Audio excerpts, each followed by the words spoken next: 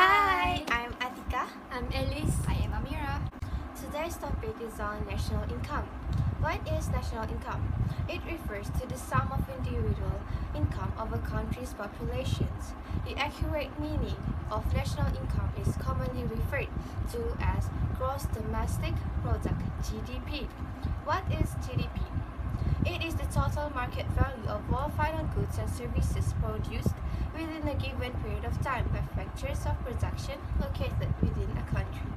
The GDP can be computed in three ways, namely income approach, expenditure approach, and production approach. First method, expenditure approach, measures national income by looking at the GDP from the perspective of total spending on the final goods and services. This approach comprises of four components. One of the components, personal consumption expenditure, denoted by C, are expenses by households on durable consumer goods, non-durable consumer goods, consumer expenditure services. Next component is called gross private domestic investment, denoted by I. It is the purchase of new capital by firms. The next component is government expenditure, denoted by G. It is an expenditure incurred by federal, state, and local governments. For example, school, scholarships, hospitals, and highways. The last component for this approach is called net export. It is the difference between the value of exports and the value of the imports. So this is the important formula for this approach. It is how to count GDP on market price, GNP on market price, CNP on factor cost, and lastly, national income, which is our topic for today. Next is the sample of the questions that can be asked during the exam. How to count GDP on market price? It is stated on the upper hand of the diagram. Household expenditure is one of the example for C. Private investments as I, public development expenditure as G, and the net export X minus M, which is export minus by import. This question is on how to count for GNP on market price. It is GDP market price plus by income received abroad and deducted by income paid abroad. Next, how to count GNP on factor cost. It is GNP market price added by subsidies and deducted by indirect tax. Lastly, how to count the national income. Doing expenditure approach, it is GNPFC minus by depreciations. Why do we have to deduct the depreciations? It is because depreciation is a non-cash transaction. Without we do not deduct it, the exact amount of national income can be identified. Next approach that can be used to calculate the national income is production approach. In this approach, national income is measured by adding up all the value of all the goods and services produced in the country, sector by sector during the year. Only goods and services that has monetary value will be calculated. There are three sectors contributing to this approach. First, primary sector. It consists of agriculture, forestry, mining, and quarrying.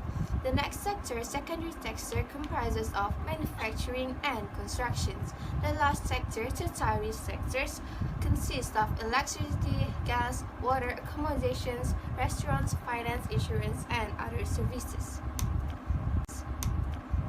So this is the important formula for this approach that needs to be remembered by the students. Do you see how national income is calculated the same way as expenditure approach for this production approach? The only difference between this approach is how they count their GDP on the market price. For production approach, GDP MP will be calculated by adding up all the value of final products in the economy. This is the sample of the questions that can be asked for the students in the exam. As you see, manufacturing, livestock, mining, forestry, tourism are all examples for the productions of the company. So, to count GDP on the market price, we need to add up all the final products of these sectors, and we will get 5,300. How to count GNP-MP? It is the same for expenditure approach. GDP-MP plus by net factor income abroad, which we will get 5,500. Next, how to count GNPFC. Add it up with subsidies and indirect tax, which will bring us to 5,370. Lastly, the next how to count national income. It is the same as how we count on for the expenditure approach. Minus it with 300 and we'll get 5,070.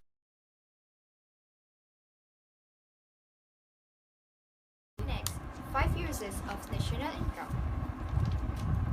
First, standard of living reflects the individual's welfare because it shows how much goods and services can be consumed by each individual in a country. It can be measured by gross domestic product per capita. The rationale is the more goods and services that households benefit from, the higher the increase in consumption opportunities, which in return increase the standard of living. The standard of living can be compared based on two different perspectives. First, living over time and living across the country. Next, government planning and policies. National income statistic is a very useful tool for the government to formulate the economic planning.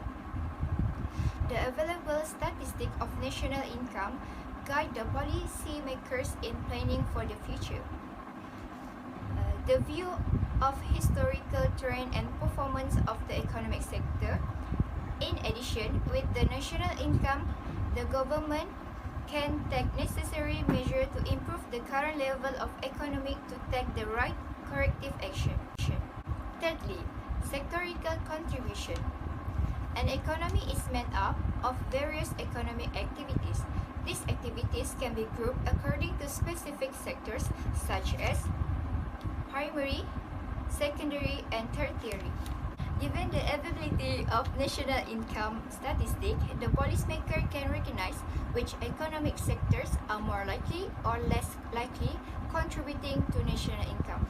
Next, national comparisons. One of the purposes of measuring national income is to make international comparison of people's living standard or real income. With the national statistic, we can compare the absolute size of one company relative to another and how well the average individual is in each country. Last but not least, contributing of income. The wealth of a country may belong to only a small number of very rich people, and so a high national income can conceal widespread poverty. Living standard with a society depends partly on how wealth and income are shared among the people. The problems of measuring national income. Measuring national income entails a large amount of data collection and calculation because it involves the measurement of the total product and services over a large region. As such, the computations of the national income is a highly complex and complicated task. The first problem is problem of non-monetized sector. Problems of non-monetized sector usually arise in most of the world countries. The existence of large number of non-monetized activities in these countries, especially in the agriculture sector, make computations of the national income more challenging. This is due to the fact that a large quantity of agricultural output in these countries do not reach the market. The outputs are consumed directly by farms or exchanged for other goods and services. This makes it more difficult to measure national income. The next problem is underground economy. Officially, GDP estimate may not take into account to the underground economy in which transactions contributing to production such as illegal trade and tax evading activities are not reported, thus causing the GDP to be underestimated. Those who do not disclose their incomes or underestimate their incomes to avoid paying higher taxes may cause a loss in government, income revenue and sales which are not reflected in the GDP. The next problem is non-market transactions. A number of productive work is carried out in the economy which do not involve payment. For example, food grown in backyard plots, home repairs, clothes you at home, and any other instances of do-it-yourself goods and services that people make or perform for themselves, their families or friends are not calculated in the GDP. During the transactions, no money changes hands and subsequently no payment are recorded. Other than that, the problems of expertise and modern machinery. The lack of professionals such as statisticians, researchers, programmers, and analysts is a major problem in third world countries. The service of these professionals are very important in estimating the national income data accurately with minimum error. Another important challenge faced is the non-availability of modern machinery such as advanced computer or programs of computer national income data. Data collected on national income, regardless of the method used, has to be analyzed during sophisticated machinery. Last but not least is the problem of double counting. Double counting in the national income will appear when both values of final goods and intermediate goods are included. As most products go through a series of production stages before they reach the market, some of the components are bought and sold over a number of times. To avoid these problems, the GDP includes only the value of final goods and ignores intermediate goods altogether. Inclusion of the value of intermediate goods will amount to multiple counting, which will distort the value of GDP. Thank you.